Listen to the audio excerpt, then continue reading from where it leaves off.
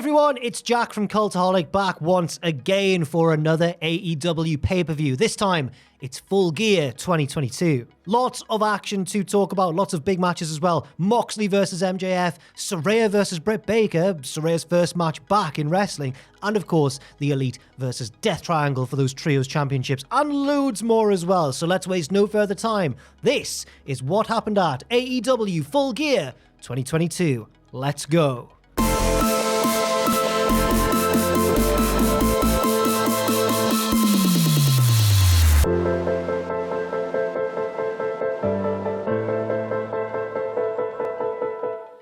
Three matches on the pre-show to talk about. The first one, a 10-man tag team match with the Factory taking on the Best Friends, Orange Cassidy, Rocky Romero, and a mysterious partner.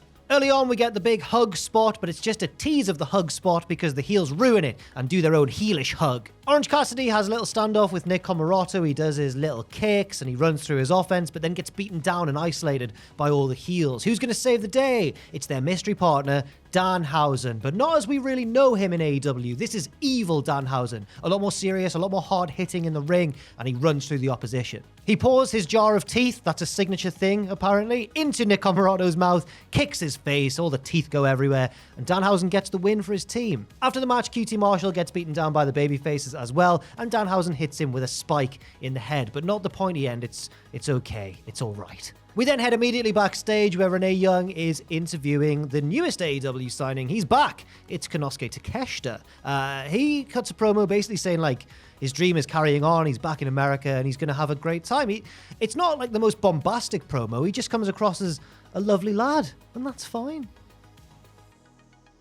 Next up, it is the semi-final of the title eliminator tournament. The winner going on to face Ethan Page in the final. Ethan Page is on special guest commentary for this match. It's Ricky Starks versus Brian Cage. It's, a big heel versus a smaller babyface. That's kind of the formula here. And it's a good one. It's a good little match as well. Starks starts off really intense, getting the crowd behind him, but it's not long before Brian Cage takes control. Also worth noting as well, of course, that these guys were former stablemates in Team Taz, so there's that story playing into this match as well. Starks is always selling the neck, etc., but his comebacks, his brave comebacks, are getting the crowd behind him, but they keep getting cut off. Eventually, though, he hits the spear, but Cage kicks out a little bit later on. Cage goes for I think he calls it the F10, his big finisher, but Starks reverses it into a nice Canadian destroyer. Great job by Cage on the bump as well. And then Starks hoists him up, a much bigger man. It's really impressive for the Rochambeau, wins, and Starks looks great in the process, I must say. Big win for him. He moves on to the final.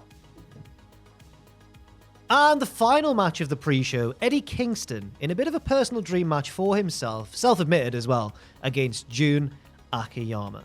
Eddie cuts an emotional promo backstage before the match and can't really get his words out because he's just so choked up. This is like a dream come true for Eddie Kingston. Very cool to see, and a really good matchup as well between two stiff guys. There's a strike exchange early on. Yes, guys. Eddie knocks Akiyama off the corner to the outside, but Akiyama battles back into it and hits a pile driver back in the ring and a stiff-looking knee to the face as well. He is kicking Eddie's ass.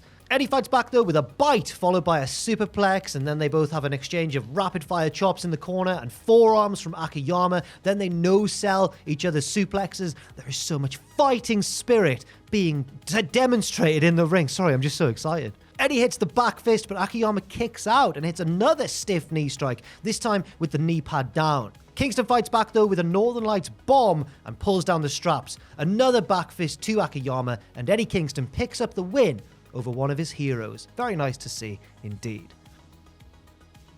The first match of the main show is Jungle Boy Jack Perry, to give his full title, versus Luchosaurus in a steel cage match, and it's personal. Christian Cage is, of course, at ringside or cage side for this one, and early on, Luchosaurus tries to throw Jungle Boy into the side of the cage, but he hangs on like Tarzan Boy.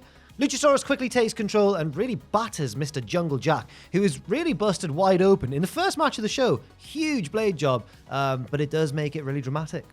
At one stage, it looks like a nasty bump as well. Jungle Boy is thrown into the gap between the apron and the side of the cage. On the outside, Christian pickpockets the cage keys from one of the refs on the outside and unlocks the door. Security take him away, but the fight spills to the ringside area. A chair gets in the ring and a table as well, and then they get back in the ring. This was just a nice kind of device, I guess, to introduce those weapons into the match and to get rid of Christian as well. No escape rules, no win via escape, so the match continues. Back in the ring, Jungle Boy uses the chair to hit a step-up Canadian Destroyer, but Luchasaurus kicks out at 1. Jungle Boy then gets caught with a chokeslam onto the chair, but brave Jack Perry kicks out as well, and the match continues. They go up the corner, Jungle Boy hits a sliced bread back into the ring down below. Both men are down, but they both sit up like the Brothers of Destruction, and Jungle Boy looks at Luchasaurus and says, "You are my friend," and beats him up with it, just punches him a lot of times and hits a big pile driver, but it only gets 2. Jungle Boy then has to kick out of Luchasaurus' finisher, but he does so, applies a sleeper hold, and lays a weakened Luchasaurus on a table, then heads right up to the top of the cage and leaps off with a jaw-dropping elbow drop all the way down to Luchasaurus, putting him through the table. After that, Jungle Boy, Jack Perry, slaps on the snare trap, and Luchasaurus taps out while spitting up black goo. Jungle Boy wins. It's a happy ending. He celebrates with his family at ringside. And yeah, a really high-stakes, high-octane, dramatic match to kick off the show. Next up, we have the Trios title match between Death Triangle and the returning Elite, Kenny Omega and the Young Bucks, who get a huge entrance. First of all, there's like messages on the Tron, like it's all rhyming. It's like we are the gears of time and we turn and rhyme and all this sort of stuff. But it says we will carry on. That's the final line of this poem. Or if it's song lyrics I don't recognize, then I'm very sorry. Then they make their entrance, and of course, it's to Carry On My Wayward Son, and it really works. Like, what more can I say? It's an epic entrance for the Elite, and it is good to see them back. Although early on in the match, there's a huge chant of FCM Punk, which I didn't appreciate, guys. Pac and Omega have an early exchange, and Pac spits at Omega and bails out of harm's way, solidifying the fact that he's a heel while he's teaming with a pair of babyface bros. The Bucks and the Lucha Brothers all go back and forth, but the Bucks are on a roll with double super kicks and all kinds of combination moves. Kenny hits the Terminator dive as well. Matt hits a springboard like over the top rope DDT on the apron on Phoenix and shouts "See you in hell" before he does it. Bloody hell.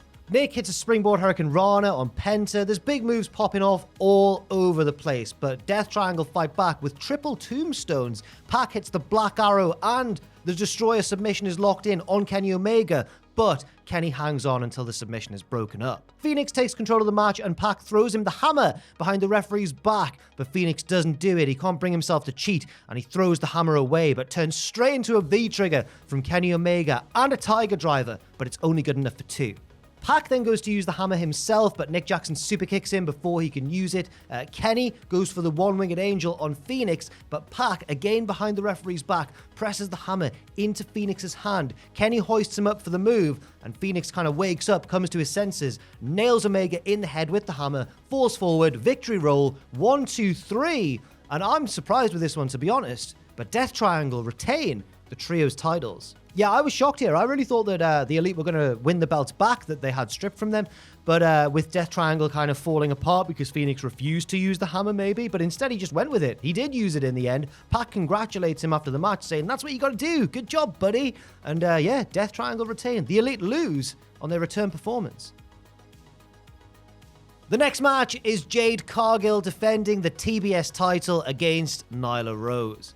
Before the bell, the baddies get control of the physical belt that Nyla's been running around with like a cheeky scamp. They're on the outside. Nyla gets out before the bell, clocks one of them, I think it was Kiera Hogan, and looks really angry about her taking back the belt that wasn't Nyla's in the first place. I don't know. The match begins, and the action spills to the outside pretty soon with Jade Cargill pump kicking Nyla into the front row. Jade, by the way, is wearing Thundercats-inspired gear. Apparently, I read that on Twitter. I'm not positive myself. Nyla may be wearing Assassin's Creed themed gear, I think. Back in the ring, Nyla is in control of large portions of this match, perhaps the most dominant anybody has looked against Jade Cargill. Jade fights back though and hits the Beast Bomb, but Nyla manages to escape the follow-up Jaded attempt, rolling through and hitting a Jaded of her own. So they've stolen each other's finishers, but Cargill kicks out at 2. Nyla heads up top, goes for the Swanton Bomb, a high-risk maneuver, it has to be said. She misses, Jade hits Jaded, and retains the TBS title. Next up, we have the Ring of Honor World Title Fatal 4-Way match between the champion Chris Jericho, his stablemate Sammy Guevara, who he says will do the right thing, and other stablemates with each other, Bryan Danielson and Claudio Castagnoli of the Blackpool Combat Club. Sammy has big heat to start off this one. Everyone hates him. F you Sammy chants from the crowd. And the Blackpool Combat Club dominate with uppercuts. Lots of uppercuts to start this one off. They take out the heels and shake hands with each other before taking it to each other because they just love to fight. Jericho gets back into things but gets put in like simultaneous stereo single leg Boston crabs, which I guess makes a full Boston crab from both baby faces, but Sammy breaks it up with a leaping, twisting double cutter from the top. Jericho gives him a hug and they take control of the match. They're very much on the same page, but Jericho is like watching Sammy before he makes a pinfall attempt, saying like, don't you break this up. Sammy and Bryan have an exchange back and forth. They do a Spanish fly, and then Jericho lion salts onto both men, even though Sammy's his ally. Uh-oh. A little later on, Jericho hits the code-breaker on Castagnoli, but Sammy breaks it up. Now they argue, and now they start fighting. Sammy even hits a code-breaker on Jericho, who kicks out and puts Sammy in the walls of Jericho, but then Danielson breaks it up and gets put in the walls himself, but then Claudio breaks it up and puts Jericho in the sharpshooter, but then Jericho crawls over and covers Bryan while in the submission, but then Bryan kicks out and then puts Jericho in a bloody double submission, which you'll see on the screen right now. God, that was quite a sequence. Sammy breaks that up and he and Jericho make up and they're all like, Jericho's like, thank you, man, and they shake hands, but Sammy's like, just kidding, nails Jericho with the GTH to a huge pop, then goes up top, shooting star press. It's a very convincing near fall, but Jericho kicks out. Sammy tries to then take it to Bryan, but Bryan's just no-selling Sammy's offense. He slaps him hard. Claudio scoops Sammy up and launches him to the outside onto Chris Jericho. But when Claudio turns around, bam! Running knee from Bryan, and it only gets two. Another very good near fall. A little bit later on, Sammy hits another shooting star press all the way from the top to the outside on Claudio, throws him in the ring, but Claudio meets him with a pop-up uppercut, but again, it only gets two. Loads of false finishes to talk about in this one, and they were largely good ones as well. Sammy then tries a dirty rope-assisted pinfall, but it doesn't work. Claudio counters it and starts swinging Sammy around, but mid-swing, Jericho runs in, Judas effect, but he kind of doesn't get all of it, but then a second Judas effect, that knocks Claudio down, and Jericho pins him from right under Sammy's nose, really, to retain the Ring of Honor World title. Ooh, interesting developments in the Jericho Appreciation Society. The next match is the long-awaited return of Saraya to the professional wrestling ring. She is, of course, taking on Dr. Britt Baker, DMD. Saraya looks emotional on her way to the ring. Her brother is at ringside. It's all a very lovely moment, but then we get down to business. A big stare down to start. Saraya takes a bump early on and really, sells the neck. At least we all hope it's selling. We're all like, oh God, what's going on? Even the live crowd seem to be. And then she's like, just kidding, haha, and she walks it off. I think she expected that to get a bigger pop than it did, but there was just a lot of genuine concern. Britt takes control, drags Paige over to her brother on the outside very heelishly, and she's like, look what I'm doing to your sister, way. She's also working the neck, which is probably wise in kayfabe, given Paige's, Saraya's history of neck issues, excuse me. She hits some neck breakers, she's choking Saraya, but then Saraya makes her comeback. She hits a crossbody off the apron, and later, and this is where I'm going to start not knowing the new names of her moves, I'm sorry, I was watching it with chums, we had the volume on, but we were all talking over it. She hits the Page Turner, I guess, whatever it's called now, 4-2. Then she tries the Rampage, again, I don't know, I'm sorry, but Britt reverses it into a lockjaw attempt, but Saraya makes the ropes. Britt hits the Stomp, it gets 2, but then Saraya hits a Sunset Bomb, which also gets 2, as does the Rampage when she hits it. She goes to lock in the PTO, or whatever it's called now, but Britt gets the ropes and then rolls into a lockjaw, and then they roll each other up for 2, but neither can get the pinfall. Another stomp from Britt, again only gets 2, before Saraya puts her away with 2 consecutive rampages and wins her return match. It's lovely to see her back in the ring. She honestly looked pretty good. Not too much ring rust, really. I guess she's a bit of a natural. She's grown up in wrestling and everything, but it was still a relief and a joy to see her back doing her thing. Well done, Saraya. Well done, Britt Baker as well. Lovely little match. Next up, we have the TNT title triple threat match between the champion Wardlow and the challengers Samoa Joe and Powerhouse Hobbs. Hobbs is the dominant one early on with a huge suplex on Wardlow, but then Wardlow one-ups him, springing up top and hitting an insane corkscrew given his size onto both opponents. Wardlow then hits a scary swanton, like he tucks his head late, but he still nails it on Hobbs, but then Joe throws him out the ring and takes control, working Hobbs over. Wardlow gets back into the mix of things. He brawls with Hobbs on the outside, but Joe crushes them both with one of his impressive dives.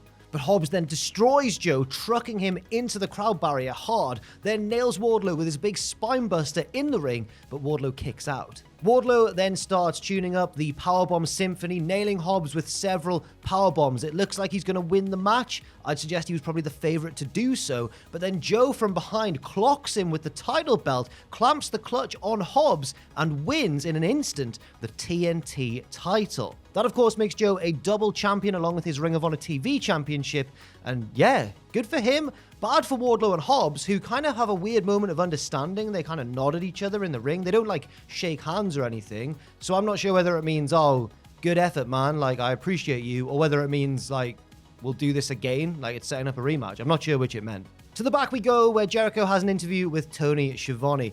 Jericho denies tension between him and Sammy Guevara, saying he appreciates Sammy's competitive edge in their match before, and that Sammy is a future world champion. Whether Sammy agrees remains to be seen, but then Orange Cassidy and Danhausen interrupt, and Orange has a message to Jericho saying that his friend Tomohiro Ishii wants to challenge Jericho for the Ring of Honor World title on next week's Dynamite. Jericho accepts, saying that when he was in Japan years ago, Tomohiro Ishii was nothing more than a young boy who used to shine his shoes and get him coffee and carry his bags. Jericho storms off, and then Jake Hager challenges Orange Cassidy for the All-Atlantic title, setting up 2 matches there for next week.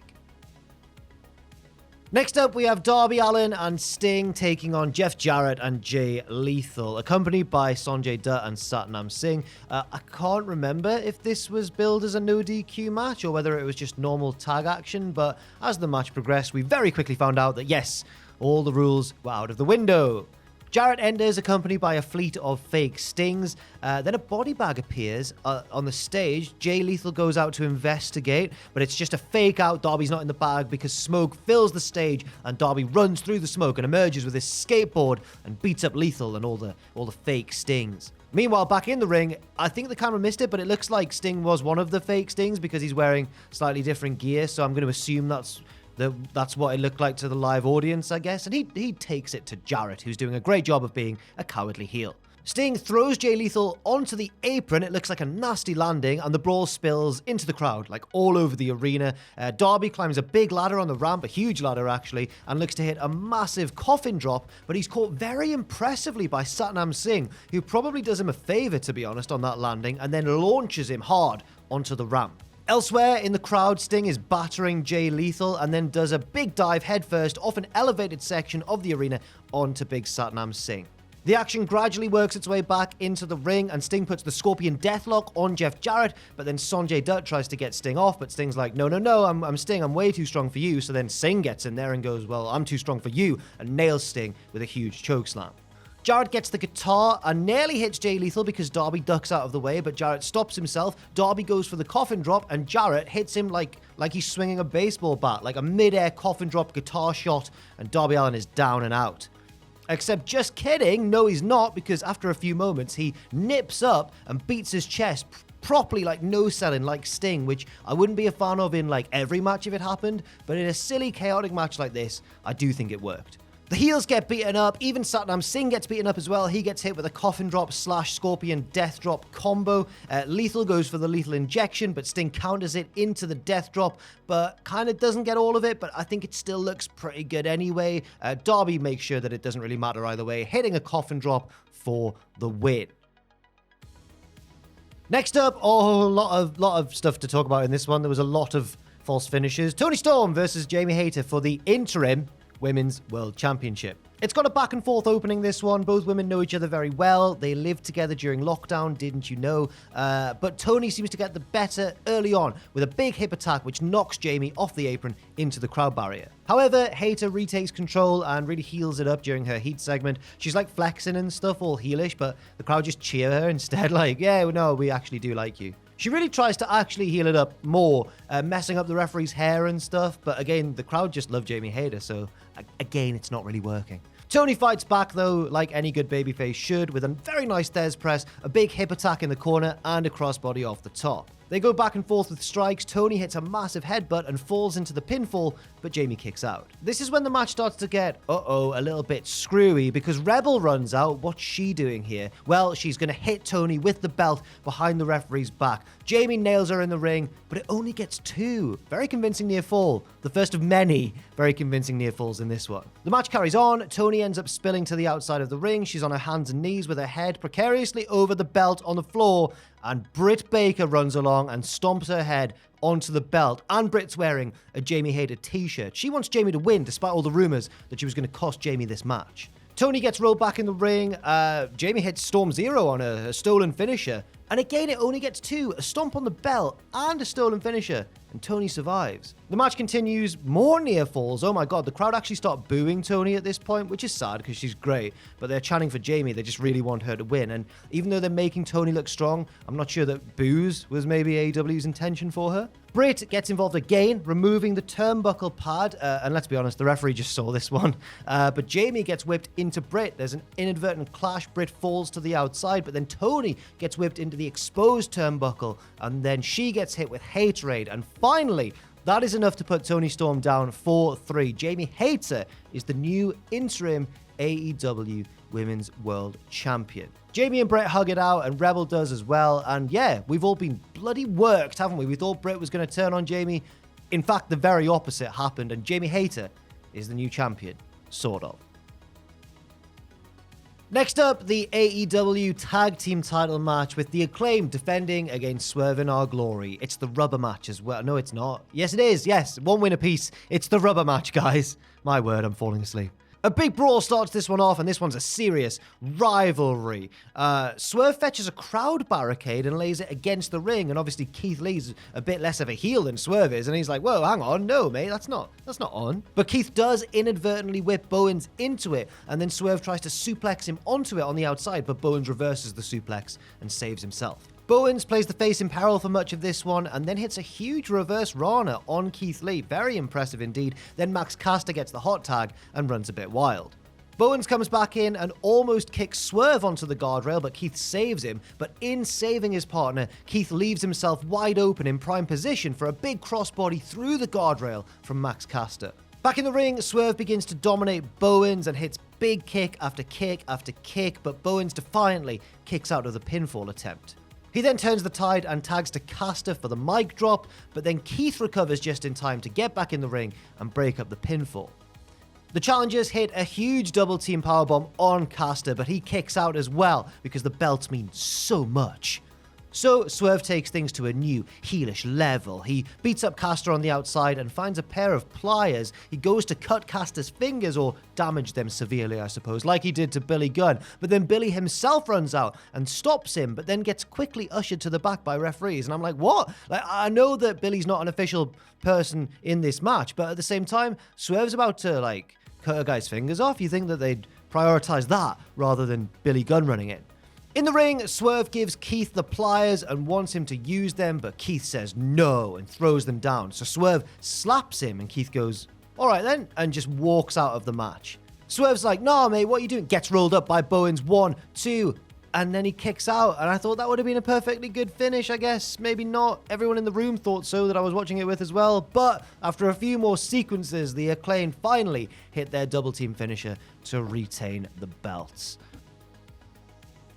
Before the main event, we learned that Death Triangle versus the Elite is going to become a best-of-7 series, so I'm sure there'll be lots of twists and turns in that. That's very exciting. And finally, it is time for the main event, the AEW World Championship match with Jon Moxley defending against MJF. We're in New Jersey, which I guess is close enough to Long Island that MJF is the babyface in this match. He has also been presented kind of as a babyface in the build-up. It's been a bit weird, but he gets a huge pop when he comes out, and also enjoys a unique interaction with a fan on the way down the ramp. There's a big strike exchange to start with Moxley taking MJF to the woodshed, but MJF gets in control of the match. He knocks Moxley to the outside, fakes a suicide dive, and then just runs the ropes for a bit and poses. The fans are loving it. Moxley's not, and beats MJF down, and the fans really boo him. Moxley is the heel here. Moxley, though, doesn't care. Like, he's playing up to it, going like, I love it, I don't care. He even gets the belt from the timekeeper's table and parades it around the ring, 2 boos, but then MJF comes along and spits water in his face. MJF gradually works his way back into the match, avoiding a paradigm shift and even pulling the timekeeper's table to ringside.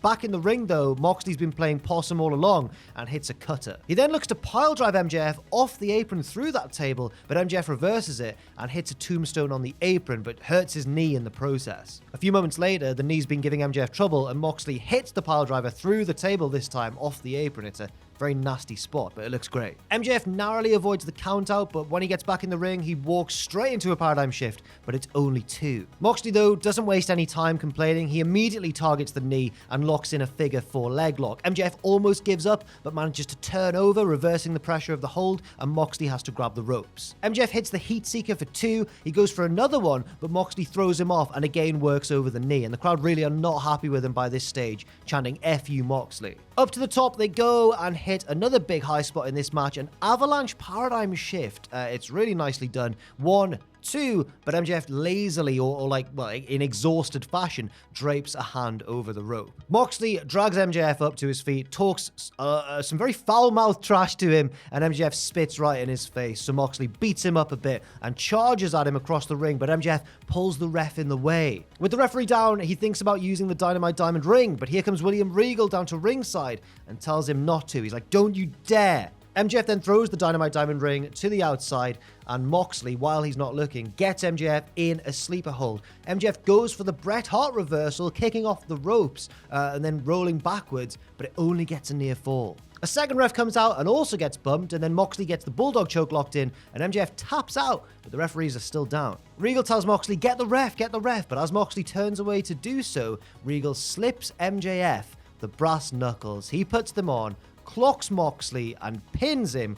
1, 2, 3. 2 big stories here. MJF is the new AEW World Champion, and William Regal has turned on Jon Moxley. And there you have it. That was all the many, many twists and turns of AEW Full Gear 2022. Another jam-packed show from AEW. I really think the moral of this one is that less can sometimes be more. It really did feel like there were a lot of false finishes on this show, a lot of plot devices, a lot of everything being thrown into every single match. I mean, we had "Shall I use this weapon" motifs in 3 different matches. We had it with the ring hammer, we had it with the set of pliers, and we had it with the Dynamite Diamond ring in the main event there. With that being said, on the positive side, AEW has an incredibly talented roster, and there were some very, very good matches as well. But hey, that's just my opinion. Let me know what you thought of this show in that comment section down below. Thank you very much for watching, and I'll see you very soon.